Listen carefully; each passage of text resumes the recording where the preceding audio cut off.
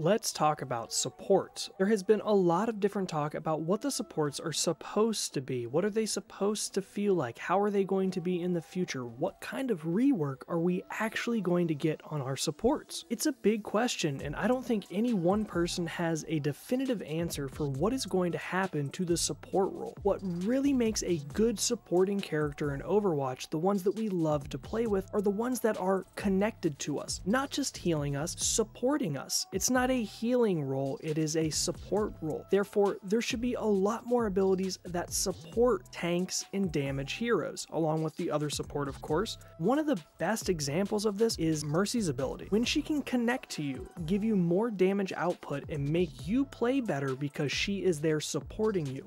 Not just healing you, but supporting your playstyle, supporting you playing the game. So essentially, it's any character that is going to be able to push you forward in gameplay.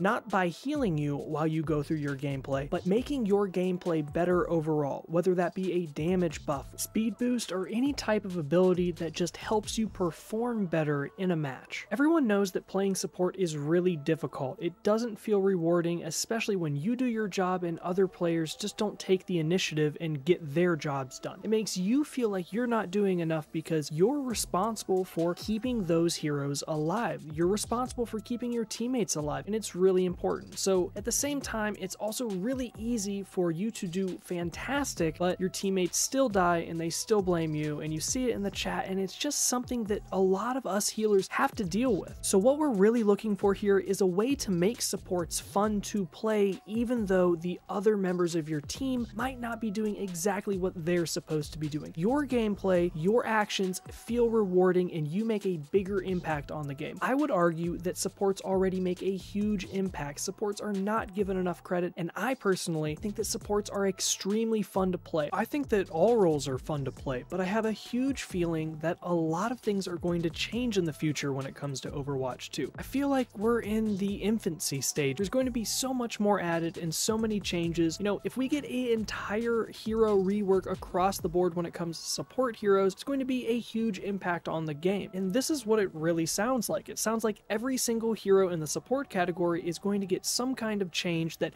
really just shakes up the way the game is played when it comes to the support role. The way to make supports feel better and play better alongside the other roles in Overwatch is to make abilities that require team play. Maybe require is going a little too far, but I feel like if there are bonuses to abilities, if you team up, there's going to be more incentive to play the game together. I think one of the big problems that Overwatch 2 has is just not teaming up and not playing at the key moments that need to be played as a team. This is why I say that Mercy is a prime example of this. If she uses her staff on you and she gives you a damage boost, this would be considered consistent ability team play. When you work together like this, when your abilities are interlocked, meaning Mercy is attached to you, she's giving you a damage boost, and the things that you do are increased with the value that you can provide for the entire match. If we can incentivize more of this gameplay between different heroes based upon their abilities and the way they're played, the game is going to be exceptionally better. For me, that's the big ticket out of all of these issues that we're having when it comes to the support role. I think that more focus in that direction is going to boost Overwatch in the right direction. And on the flip side of Mercy, a lot of people also talk about how she really isn't that fun because you just hold in one button, you fly around, and you heal the team. This is not solely a specific class issue. This is a Mercy issue. This is